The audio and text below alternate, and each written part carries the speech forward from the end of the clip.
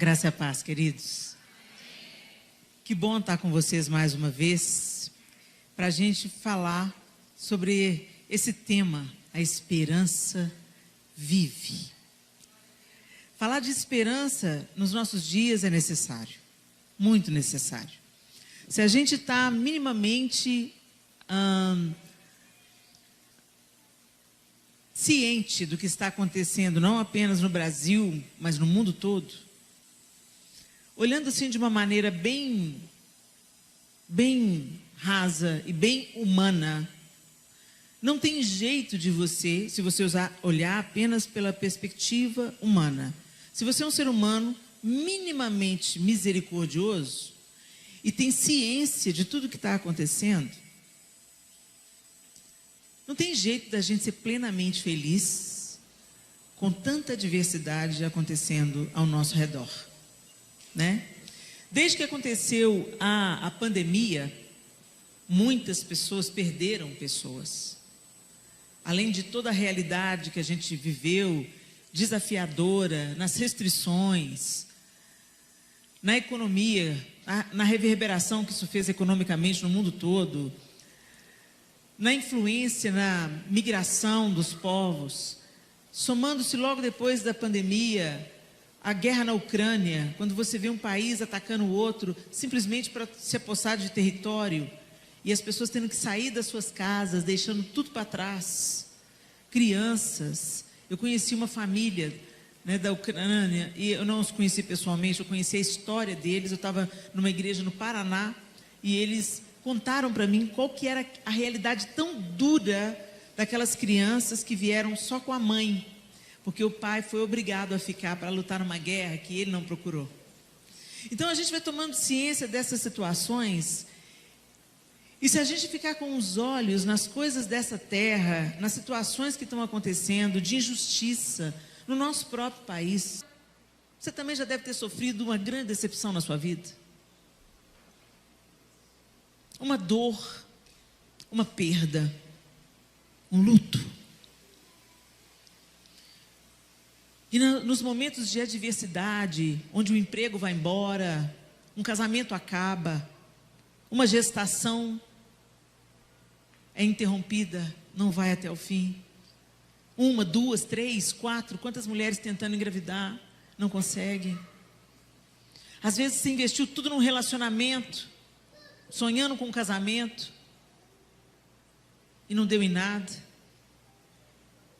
E às vezes tem algumas pessoas que vivem uma sequência de decepções, de desilusões, de angústias, de dores, de traumas, porque essa é a existência humana.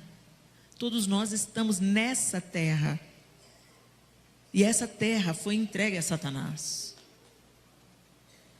Quando ele vai tentar Jesus, ele fala assim: olha para todas as nações da terra, tudo isso te darei, se prostrado me adorares. Ele pensa que é dono, ele age como dono, mas na verdade o Senhor vem reivindicar o que é dele, e essa é a nossa esperança. A nossa esperança é que haverá paz, justiça, e toda lágrima será enxugada dos olhos. Essa é a nossa esperança. Tá bom, Helena, essa é a esperança cristã. Jesus vai voltar, o reino dele vai ser estabelecido, ele que vai reinar, um reino de justiça, paz para sempre. Não mais haverá pranto, nem dor, nem luto, nem separação. É essa a nossa esperança. Mas o que a gente faz enquanto a gente espera? Como é que a gente vive enquanto a gente espera? E se a gente não vir Jesus voltando? Gente, eu quero te dizer uma coisa: vocês vão ver, ou morto ou vivo, vocês vão ver. Os mortos em Cristo ressuscitarão primeiro, então os mortos verão, todo olho verá, ok? Então, seja você morto ou vivo, você vai ver. Se você estiver morto, você vai ser ressuscitado e você vai ver Jesus voltando. É isso que a Bíblia diz que vai acontecer. Mas tá bom, Helena, então como é que eu vivo a vida? Em confiança. Vamos para a palavra de Deus? Bem, vamos entender primeiro o que é esperança. O que é? Segundo o dicionário da língua portuguesa, qual o significado de esperança? Confiança em conseguir o que se deseja. Sentimento de crença no desenlace favorável de certa situação. Otimismo. Pessoa, entidade ou coisa em quem se deposita a expectativa de soluções ou de feitos positivos. Isso é esperança. Confiança. Sentimento de crença no desenlace favorável de certa situação. Otimismo. Bom, com isso em mente, eu queria trazer para vocês o que está escrito no Salmo 146, 5 e 6. Eu estou na Nova Almeida Atualizada, a NAA, é a minha versão. E o Salmo 146, 5 e 6 diz assim: Bem-aventurado aquele que tem o Deus de Jacó por seu auxílio, cuja esperança está no Senhor, seu Deus, que fez os céus e a terra, o mar e tudo que neles há, e mantém para sempre a sua fidelidade. Bem-aventurado. Gente, essa palavra bem-aventurado, ela é traduzida, né? A palavra do original é traduzida para o português como bem-aventurado, ou em algumas outras traduções como feliz. Feliz é aquele que tem o Deus de Jacó, né? O significado no hebraico, ele é muito mais profundo. No grego, ele é muito, no caso aqui, no hebraico, porque está nos Salmos, é muito mais profundo do que só aquela felicidade que a gente entende, sabe? Aquela felicidade, a gente entende a felicidade como uma disposição emocional favorável. Tudo está dando certo, tudo está beleza, então eu sou feliz. Tudo está acontecendo do jeito que eu quero, então eu sou feliz. Deu tudo certo, os planos deram certo, o casamento deu certo, os filhos que eu desejei nasceram, meu emprego está jóia, está tudo bem, então eu sou feliz. Mas, gente, quando você vai no original, a palavra no original, ela é muito mais cheia do que bem-aventurado ou feliz, segundo o nosso próprio dicionário. Bem-aventurado, se a gente for olhar o original, uma tradução mais adequada seria aquele que atinge seus fins, cumpre o seu propósito e floresce. Atinge os seus fins, cumpre o seu propósito. É fácil cumprir propósito, gente? Atingir os fins é fácil? E perceba, florescer é só por último. Atinge os seus fins, cumpre o seu propósito e floresce. A gente está acostumado com uma felicidade instantânea. A gente pensa que felicidade é pipoca. Põe no micro-ondas. Isso não é felicidade, gente. E aí o que acontece? Ao invés de nós olharmos para a razão da nossa esperança, colocarmos todas as nossas expectativas nele, atingirmos os nossos fins, cumprir os nossos propósitos e florescermos para a glória de Deus, ao invés de nós caminharmos nessa ordem, a gente inverteu a ordem. Buscai, pois, em primeiro lugar o reino de Deus, a sua justiça, as demais coisas serão acrescentadas. A gente inverteu a ordem. A gente está buscando as demais coisas e querendo colocar em segundo lugar, buscar o reino de Deus e a sua justiça. E é por isso que a gente tem experimentado tanta frustração, tanta dor, tanta insatisfação no nosso relacionamento com Deus. Porque Deus falhou? Não, porque nós invertemos a ordem. Em primeiro lugar é o reino de Deus e a sua justiça. Em primeiro lugar é Deus. A maneira que Ele pensa, a maneira que Ele age, a maneira que Ele é, quem Ele é. Por isso, gente, nós precisamos de alimentar a esperança, porque senão ela vai morrer. Nós precisamos de nutrir a esperança, porque senão ela vai morrer. E para a gente nutrir a esperança, a primeira coisa que a gente tem que entender, que a chave de uma felicidade bíblica, não uma felicidade abraçada e apegada às coisas dessa terra. Porque eu vou te falar, se você se apegar às coisas dessa terra, você será frustrado. Recentemente a gente viu aquele ator, o Jim Carrey, falando: eu gostaria que todo mundo ganhasse o seu milhão, ficasse milionário e famoso aos 30 anos de idade, para entenderem que isso não é suficiente. Se fosse suficiente, a gente não via tantos atores de Hollywood, famosos e milionários, pôr no fim a própria vida. A gente pensa que ser feliz é ser rico. Ser feliz é não ter nada faltando. Feliz é quem teme ao Senhor e anda nos seus caminhos.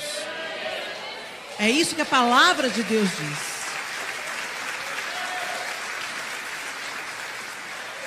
Porque quem teme ao Senhor e anda nos seus caminhos não será dominado por aquilo que está fora.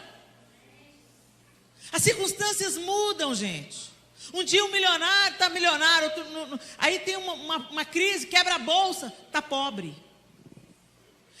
Gente, eu vou te contar, não é à toa que Jesus ensinou tanto sobre dinheiro.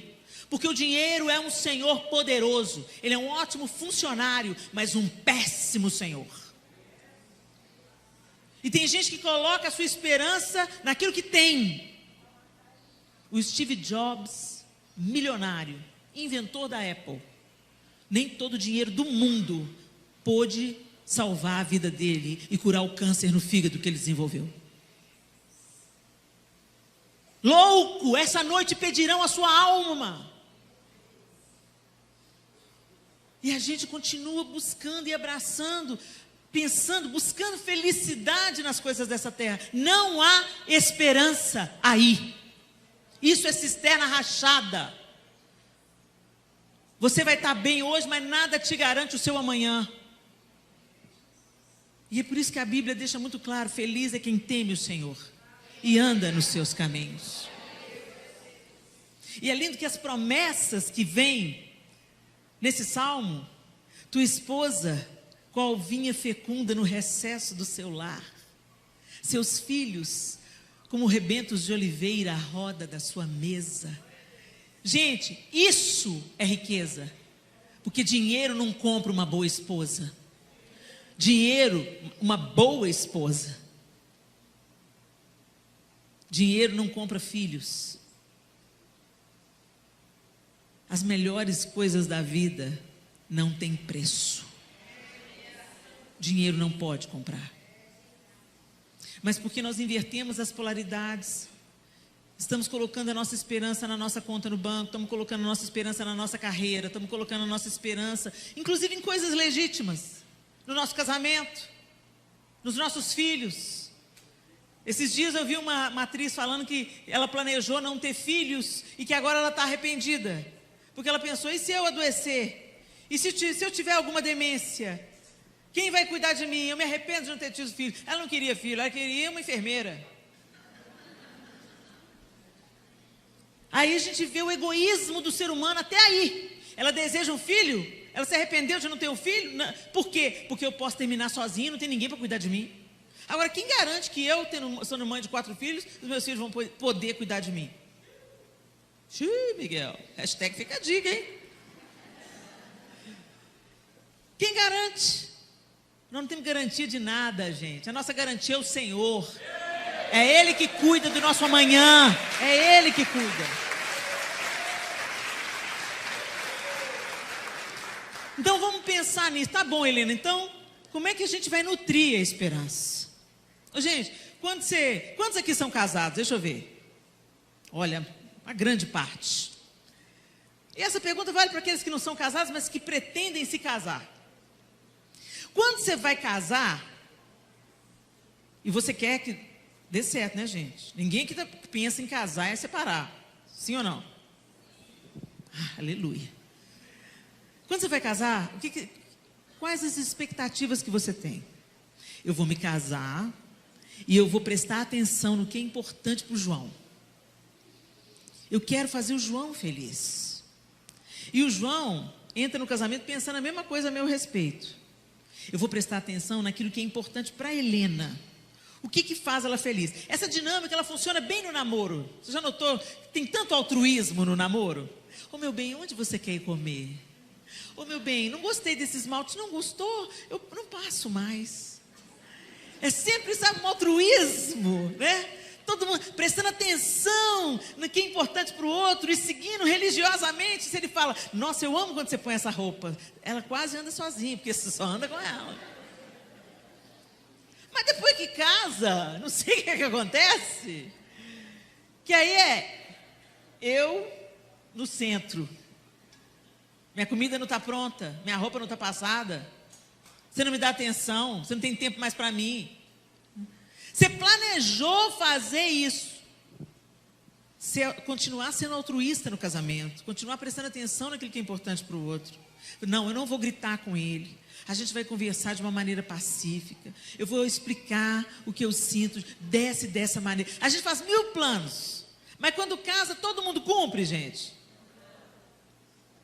Não? Não mesmo. Porque se todo mundo cumprisse, a gente não tinha o tanto de divórcio que tem aí. Se todo mundo entrasse no casamento realmente disposto a fazer o bem ao outro, como quer fazer a si mesmo, as chances desse casamento dar errado são muito, muito, muito pequenas.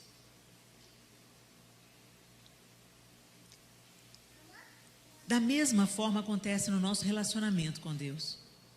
Você quer que Deus te dê esperança. Você quer ter uma fé sólida, robusta. Você quer colocar sua confiança em Deus. Você não quer ser abalado pelas coisas ao redor, pelo mercado, pela bolsa, pelo desemprego. Você não quer ser abalado, você quer permanecer firme no meio do caos. Você quer ser como uma árvore frondosa. Sim ou não? Quem pode fazer isso por você? Você mesmo? Mas então, você precisa de fazer algumas coisas para se fortalecer. Sim ou não? Então, por que você não faz? Nós somos verdadeiros procrastinadores da nossa vida com Deus.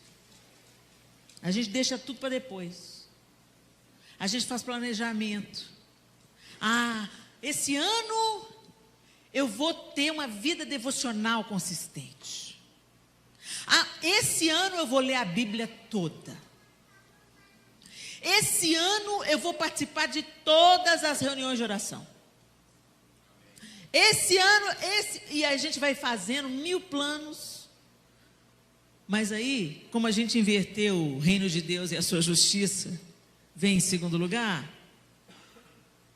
Aí você fala, você não vem mais na reunião de oração? Pois é, então, arrumei um emprego novo, agora estou trabalhando mais horas, então assim, não está dando, estou ficando muito cansado. Não, e a leitura da Bíblia? Sabe o que é? Olha, gente, eu estou estudando e trabalhando, eu estou com filhos pequenos, é tão difícil, né? Não estou dando conta. Deus entende. Gente, você vai colher daquilo que você planta. É a lei da semeadura, só isso. Deus não está se vingando de ninguém. Deus não está ali, vou te punir, porque você não está lendo a Bíblia. Não, gente, você se autopune. Se você fumar a vida inteira, a chance de ter um câncer no pulmão é real ou não é? A culpa é de Deus se você escolheu fumar a vida inteira? Você quer a isenção da lei da semeadura? O que o homem semear, isso também ceifará. Então, se nós queremos ter uma esperança robusta em dias difíceis, se nós queremos não ser abalados pelas circunstâncias ao nosso redor, se a gente quer permanecer fiel ao Senhor no meio do deserto, se você não se apegar a Ele, não tem jeito. Você não consegue na sua própria força, na nossa própria força, no nosso próprio entendimento, baseado na nossa própria sabedoria. Por isso que a Bíblia diz, não se apoie no seu entendimento. Não se estribe no seu próprio entendimento. Você não dá conta.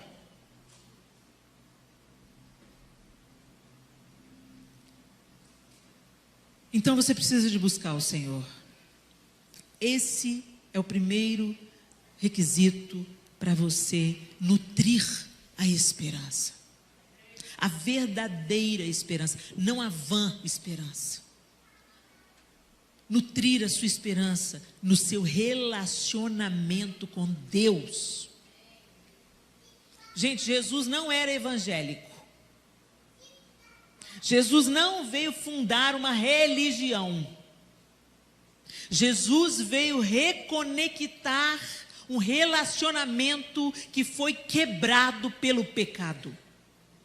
Deus se relacionava com o homem e com a mulher no jardim. Todos os dias eles estavam juntos em perfeita e plena comunhão. Essa comunhão foi perdida. Houve separação do homem e Deus por causa do pecado. A morte entrou no dia que o pecado entrou. Por isso nós morremos.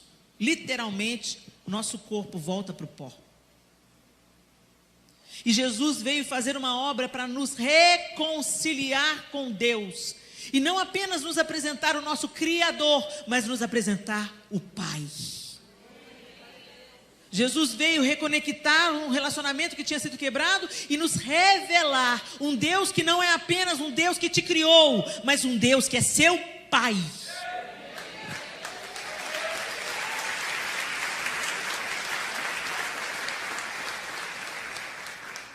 Aí o que a gente faz? A gente vem na igreja, numa reunião, numa célula, entende que precisa de salvação, porque o homem não pode salvar a si mesmo, precisa da ponte que é Jesus, a porta é Jesus, por isso que ele diz, eu sou o caminho, a verdade e a vida, o e a, artigo definido, não é um, todos os caminhos levam a Deus, não, só tem um caminho, Jesus Cristo, eu sou o caminho, a verdade e a vida. Eu não estou falando de religião, eu estou falando daquilo que está acontecendo na história do planeta Terra, desde que ele foi criado. E aí Jesus vem, paga uma dívida que era nossa, se entrega na cruz pelos nossos pecados e pelas nossas transgressões e iniquidades, e abre um novo e vivo caminho para que você e eu pudéssemos agora entrar e acessar a presença de Deus. E para que acessar a presença de Deus? Para ter um relacionamento com Ele, como tinha no jardim. Mas a gente entra pela via do utilitarismo. Eu vou na presença porque eu preciso de alguma coisa. Eu vou na presença porque eu quero uma bênção material. Eu vou na presença porque eu quero passar o cartão.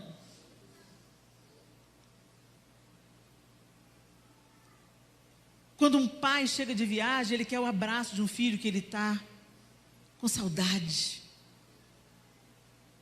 E é muito frustrante quando a gente é pai e mãe e a gente chega e o filho vem e vem nos bolsos. O que você trouxe para mim? E muitas vezes nós nos relacionamos com Deus assim, de uma maneira utilitarista. Eu vou até Deus quando eu preciso de alguma coisa, eu vou até Deus quando eu preciso de uma cura, eu vou até Deus quando eu preciso de um emprego novo, eu vou até Deus quando eu preciso de um marido, quando eu preciso que Ele conserte o meu casamento, quando eu preciso que Ele me dê um filho. Nós precisamos de aprender a nos relacionar com Deus por amor. Por amor. Eu vim porque eu te quero. Eu vim porque a sua presença é suficiente.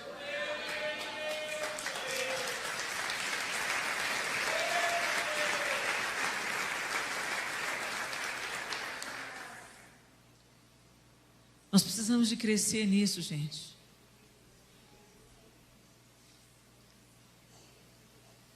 E a gente não acessa a presença de Deus apenas com a nossa emoção. É muito gostoso a gente estar no culto.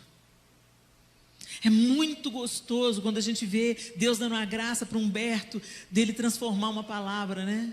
Fala tanto com a gente, né? Nós somos seres visuais e emocionais. E está tudo bem, isso não é pecado não. Pecado é quando você só se relaciona com Deus na base do emocionalismo. A gente tem que escolher a presença quando a gente prioriza a leitura da palavra, como se disso dependesse a nossa vida, porque depende. O meu povo perece porque falta conhecimento.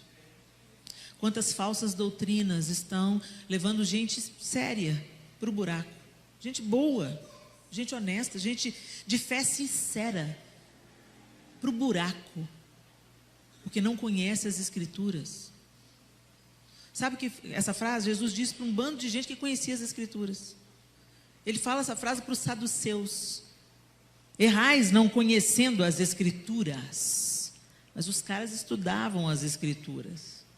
Só que estudavam pelo viés deles. Até quando você vai ler a Bíblia, gente, até para aprender de Deus, você precisa da ajuda do Espírito Santo. Mas vai. Em Romanos 15:4, diz assim: pois tudo que no passado foi escrito, para o nosso ensino foi escrito, a fim de que pela paciência e pela consolação das Escrituras tenhamos esperança. Pela paciência e pela consolação das Escrituras. Gente, se você não ler a palavra de Deus, você não vai ter consolação. Se você não ler a palavra de Deus, sua esperança vai morrer.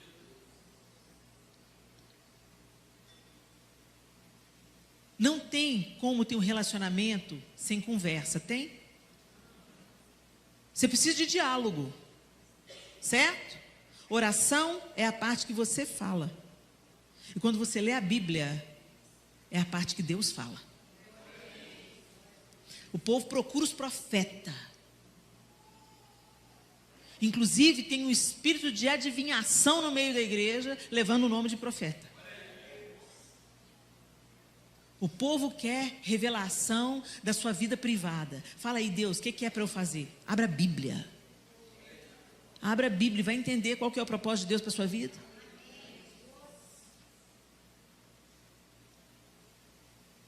A palavra de Deus também diz: cheguem perto de Deus, e Ele se achegará a vocês.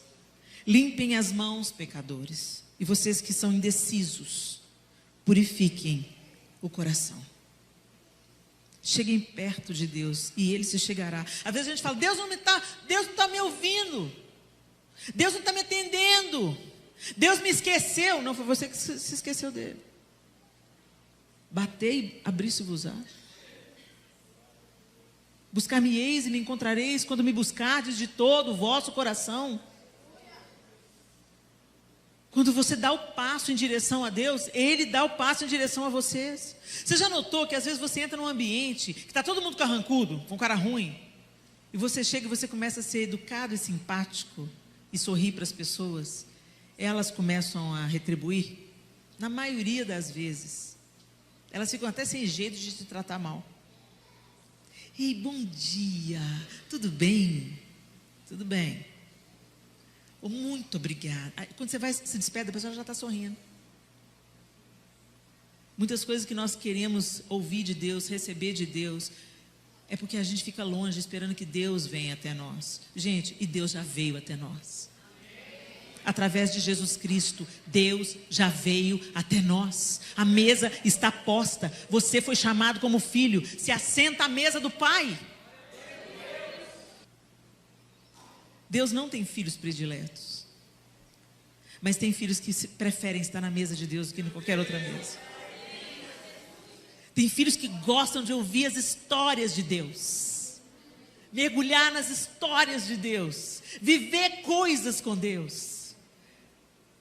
Eles são mais amados? Absolutamente. A porta está aberta para todos. Mas o que eu quero te dizer, chega perto de Deus, que você vai começar a identificar a voz dele. Você vai ser renovado na sua esperança. Você vai saber histórias sobre Deus que vão te manter firme no dia que todo mundo estiver titubeando. Você está firme porque você conhece o Deus a quem você segue.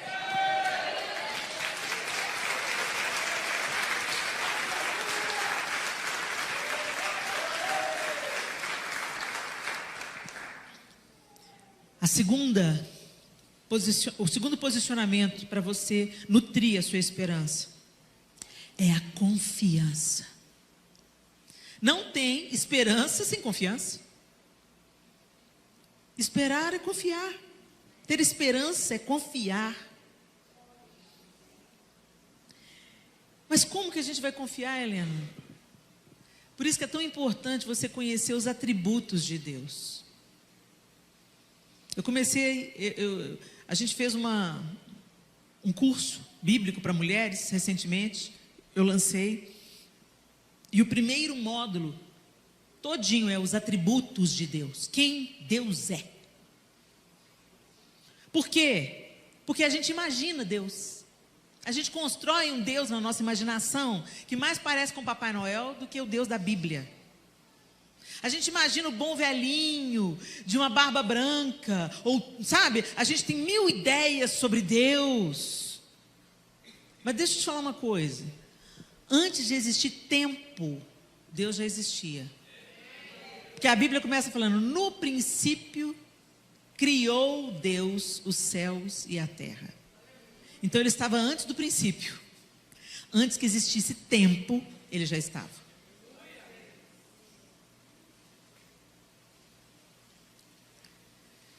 Deus não tem um corpo físico.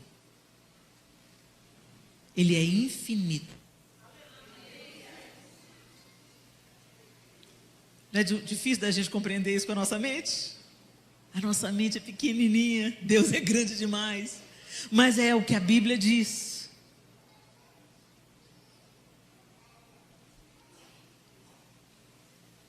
Ele é onipresente.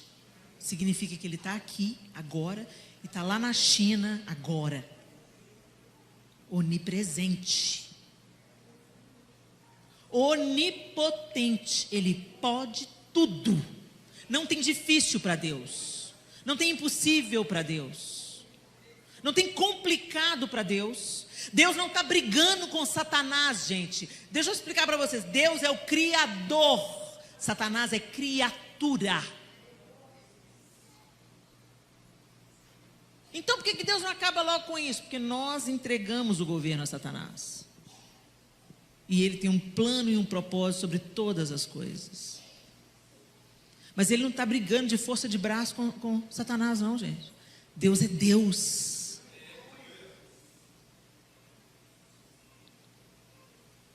E quando você começa a tomar ciência pelas Escrituras de quem é Deus, de como Ele age, de como Ele faz, o mar se submete, ele paralisa o sol e a lua. Quando você começa a ver as histórias daquilo que Deus faz, você, conhecendo ao Senhor, desenvolve confiança nele. Não o Deus da sua imaginação. Porque o Deus da sua imaginação, qual que é o problema do Deus da nossa imaginação? Ele pode até chegar perto, mas ele é formado segundo a nossa justiça. E a nossa justiça é como trapo de imundície. A justiça de Deus é plena, perfeita. Ele inventou o conceito de justiça. Mas você já deve ter ouvido alguém falar assim: ah, como é que é? Deus vai mandar a gente para o inferno? O meu Deus não faz isso não. Ainda bem que você falou o seu Deus, porque foi o Deus que você customizou. Porque o Deus da Bíblia falou que vai exercer julgamento. Entenderam? Tem um tanto de gente que inventou Deus. E aí se decepciona. Eles mesmos inventam e eles mesmos se decepcionam com a imagem de Deus. Quando as coisas não acontecem do jeito que eles imaginaram. Mas quando as coisas acontecem do jeito que a Bíblia diz, você fala: chegou minha vez. Ai, Senhor, me sustenta aqui. Chegou a minha batalha, oh Deus, me sustenta aqui. Chegou a sua correção para o meu pecado, oh Deus, me sustenta aqui, me perdoa aqui, me faz de novo aqui. A Bíblia está aqui para nos ensinar como nos relacionar com Deus e como confiar nele. Isaías 40, 28 e 29 diz assim: será que você não sabe nem ouviu que o eterno Deus, o Senhor, O Criador dos confins da terra nem se cansa, nem se fatiga. A sabedoria dele é insondável. Ele fortalece o cansado e multiplica as forças ao que não tem nenhum vigor. Esse é o Deus da Bíblia. Lamentações 3, 22, 23 diz assim: as misericórdias do Senhor são a causa de não sermos consumidos, porque as suas misericórdias não têm fim, renovam-se cada manhã, grande é a tua fidelidade.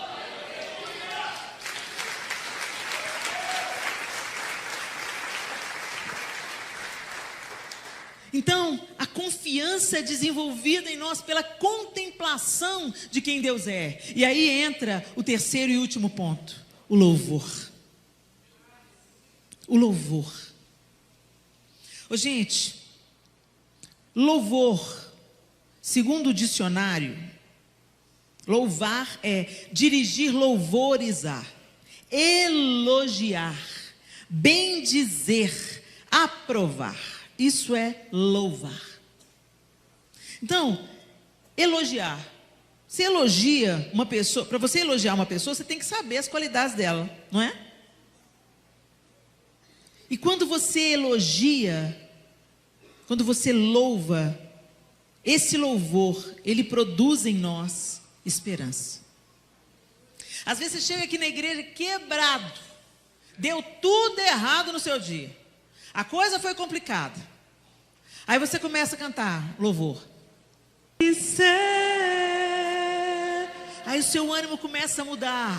O seu ânimo começa a mudar porque você começa a olhar para Deus e não para os seus problemas. Você começa a cantar sobre a sua grandeza e não sobre os seus dilemas.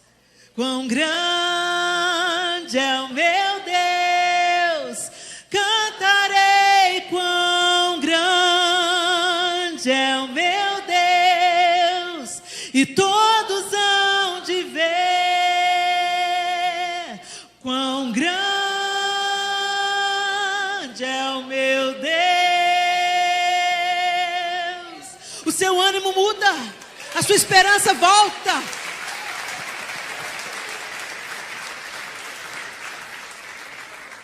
Por isso que é para a gente louvar, gente, é para a gente exaltar o Senhor. Mas o diabo conseguiu esvaziar até os nossos louvores. Às vezes a gente canta a nossa dor, mas não canta o poder de Deus. Às vezes a gente, nas nossas canções cristãs, evangélicas, compostas por cristãos sérios, você canta mais sobre a sua dor, sobre a sua necessidade. E aí só enfatiza a sua necessidade, ou então desenvolve aquele espírito do coitadismo, vitimismo. Começa a cantar a música da vitória, que Deus vai fazer, Deus vai fazer. Aí você começa a chorar. E fica se sentindo mais coitado ainda. Aí ganha uma carga de ânimo, mas quando volta para a luta, fica igual aqueles bonecos do posto de gasolina. Vem para o culto, tem aquelas músicas que animam o seu ego. Aí você fica... Aí na quarta-feira você já está assim.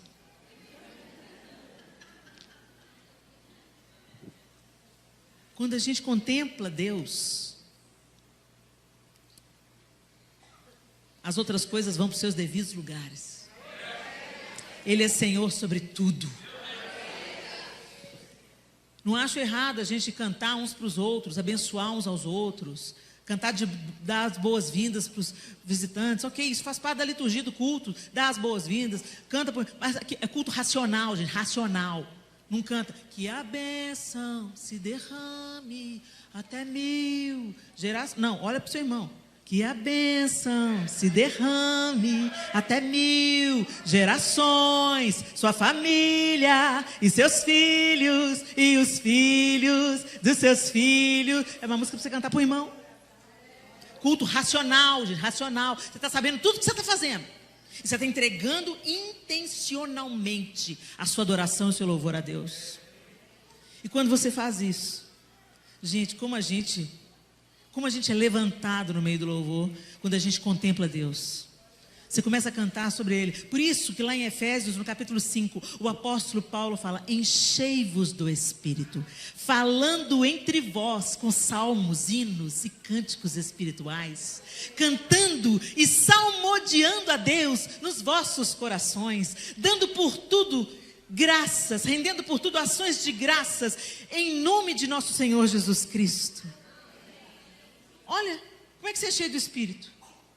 Tem uma frase no imperativo: enchei-vos do Espírito. E as outras vêm no gerúndio. Como? Falando entre vocês com salmos, hinos e cânticos espirituais, cantando e salmodiando a Deus no vosso coração e dando graças. Louvor. Você é cheio do Espírito. A conversa é boa, você é cheio do Espírito. A esperança vem. Aí você vai para o outro, a boca do inferno. Ah, vida, oh céu, você viu? Você viu o governo? Você viu a taxa? Você viu? Ô, gente, eu vou te contar. Essa é uma área de vulnerabilidade para mim. Tenho que confessar meu pecado para vocês. Quando começa a falar do governo, Jesus, vem em mim, Jesus, me segura com as duas mãos, não solta não. Mas a gente tem que aprender a exercitar a nossa esperança. E começar assim: por que nós estamos passando por isso, Jesus? Hashtag fica a dica. Nós precisamos disso para acordar para a vida. Para entender que o reino de justiça que vem aí, homem nenhum faz. A justiça que nós almejamos e a justiça que nós precisamos, os homens não são capazes de estabelecer. A bagaça está tão grave que só Jesus na causa, literalmente. Ah, Helena, e se a circunstância não mudar? Então que mude o seu coração. Pelo poder da esperança. Pelo poder da esperança. Eu só queria deixar mais um verso. Porque na esperança fomos salvos. Ora, esperança que se vê não é esperança, pois quem espera o que já está vendo? Mas se esperamos o que não vemos, com paciência o aguardamos. Romanos 8, 24. Nós não vemos, mas cremos. Com paciência aguardamos e nutrimos essa esperança, nos achegando a Deus. Chega perto mesmo, gruda nele, senão você não dá conta. Gruda, vira o chiclete de Deus. Vai pesquisar sobre ele, vai conhecer sobre ele, vai ler essa Bíblia que você tem em casa, que só fica aberta no Salmo 91, como se fosse um patuá gospel. Não é o Salmo 91 na página que protege a sua casa, não. É o Salmo 91 dentro do seu peito. Na sua consciência. Aquele que habita no esconderijo do Altíssimo, à sombra do Senhor Onipotente, descansará. 1000 cairão ao meu lado, 10.000 à minha direita, mas eu não serei atingido. E isso não é uma mensagem triunfalista, gente. Porque a palavra, Jesus diz: não tema quem mate o corpo. Tenha medo de quem matar seu corpo, não. Pode matar seu corpo. Tenha medo de perder a salvação. Tenha medo de não ser salvo. Uma vez que temos a esperança na graça e misericórdia de Jesus Cristo e na sua salvação, então não é para a gente temer nada. Certo? Mas a gente teme, eu sei, a gente é gente. O que eu estou querendo dizer é que o Senhor quer nos aperfeiçoar nisso. A gente tem que ir se livrando do medo, gente, cada dia mais, cada dia mais. Ansiedade é medo. Preocupação é medo. Tem uns medos na nossa... Não, eu não tenho medo, Helena, eu só estou um pouquinho preocupado, porque meu filho ainda não chegou. É medo, gente. E a Bíblia diz que o verdadeiro amor lança fora o medo. Então nós temos que dar mais espaço para o amor e limpando nosso coração, para o medo, sabe? Ele ir se afastando de nós, a gente se livrando dele, porque nós não somos escravos do medo. Amém? Feche os seus olhos.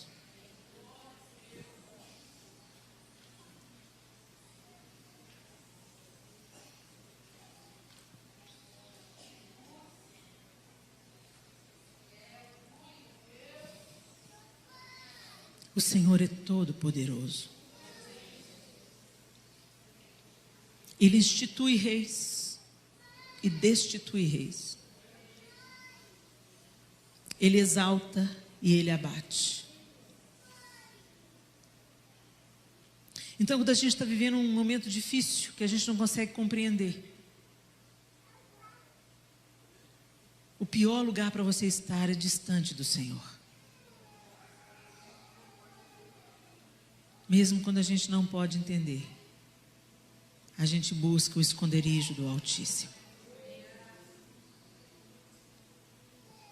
Quando uma criança acorda de madrugada, apavorada com alguma coisa no próprio quarto, ela não sabe explicar o que é. Ela sente um medo. E ela corre para o pai, seu defensor, justo e fiel. Mas quantas de nós sentimos medo? Quantos de nós sentimos medo? Desânimo, abatimento, culpa. E ao invés de corrermos para o quarto do Pai, nos afastamos dele. No Senhor está a nossa cura. No Senhor está a nossa calma. Nele reside a nossa paz, a paz que o mundo não pode dar. Independente das coisas que estão acontecendo ao nosso redor, tem um lugar de descanso em Deus. Tem a música, né, da Heloísa Rosa. Há um lugar de descanso em ti. Há um lugar de refrigério em ti. Há um lugar onde a paz é que governa. Este lugar é no Senhor.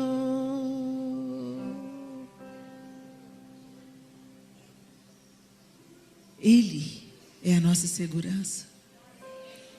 Ele é a nossa força.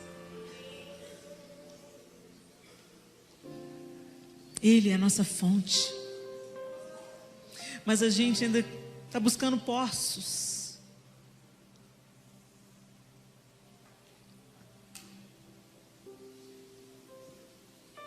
Ele é o nosso refrigério.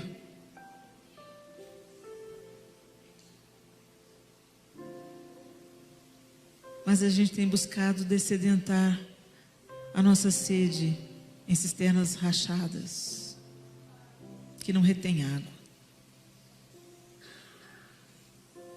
E hoje é o momento de você fazer uma autoanálise de como você está vivendo a sua vida, meu irmão, minha irmã. Se a esperança vive, por que você anda tão desesperançado? Se Deus é a tua esperança, de fato, por que você está pensando em desistir?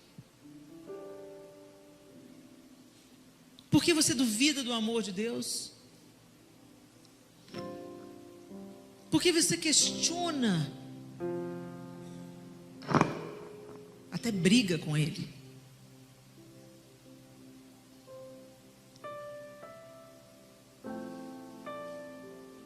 Se abrigue nele.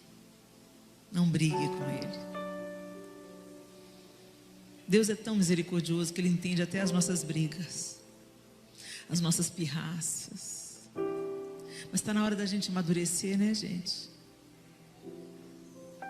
Jesus não vem buscar uma noiva infantilizada. Ele vem buscar uma noiva pronta para o casamento. Está na hora da gente deixar de ser meia boca, infantil na nossa fé. E se de fato cremos, que a gente nutra a esperança, louvando, confiando, conhecendo a Deus. Se realmente conhecermos a Deus, iremos confiar. E se realmente confiamos, certamente o louvaremos e o adoraremos eternamente. Então, eu queria que você orasse no seu lugar. Aí você e Deus. Fala com Ele. Você que tem dado para o Senhor os seus restos, o resto do seu tempo, o resto do seu dinheiro, o resto dos seus dons, do seu talento, o resto da sua disposição. Deus é digno do nosso melhor, porque Ele deu o melhor dele para nós. Se temos vida, é porque Ele nos dá fôlego de vida. Se acordamos hoje, é porque pela misericórdia de Deus acordamos hoje. Então por que insistimos em dar para Deus o que sobra? Buscai, pois, em primeiro lugar o reino de Deus, a sua justiça.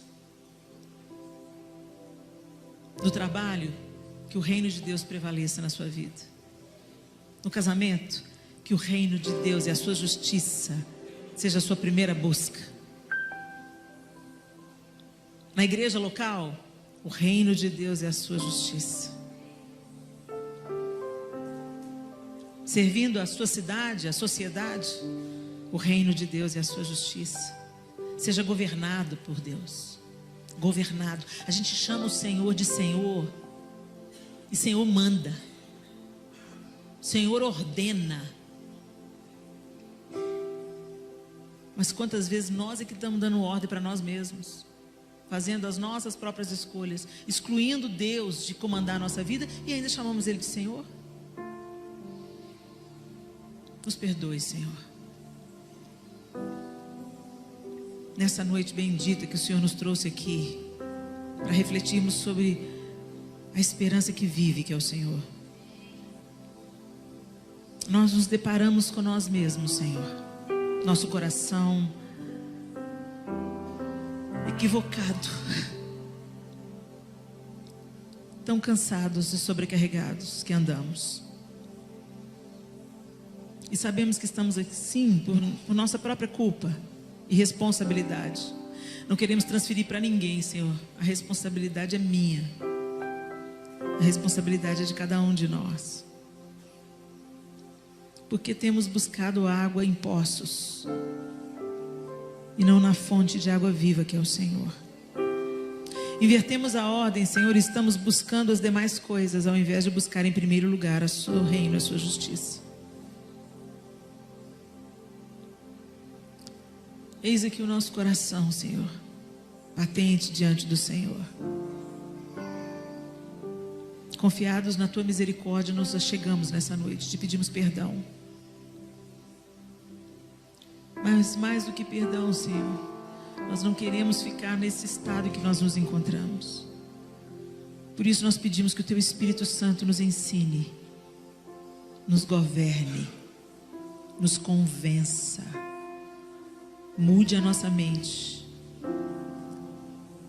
desafie o nosso coração, a fim de que a nossa fé não seja apenas honrar-te com os nossos lábios, mas que o nosso coração seja totalmente confiante no Senhor. Nós não queremos ser contados, Senhor, com aqueles que te honram com os lábios, cujo coração está longe do Senhor. Mas nós queremos ser contados com aqueles que têm buscado aprender dia a dia com o Senhor e permitindo que o Espírito Santo nos transforme a cada dia à semelhança de Jesus Cristo, Teu Filho. Renova a nossa esperança e que o Senhor nos ajude a nutri-la dia após dia, em nome de Jesus Cristo. Amém e amém. Aleluia.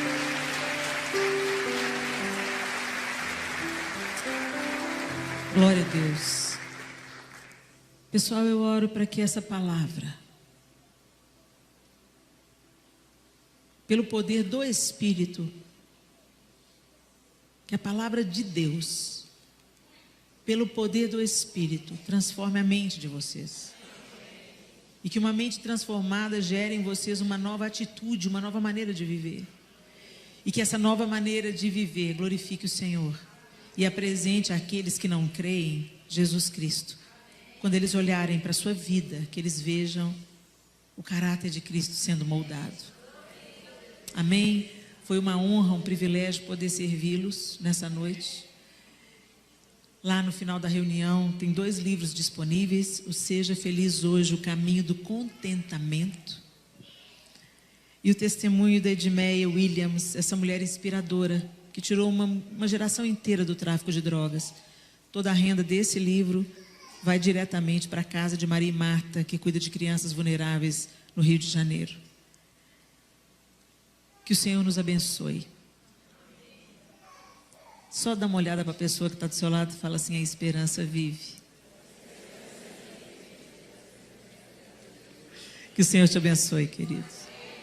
Glória a Deus. Você pode aplaudir o Senhor aí? Aleluia.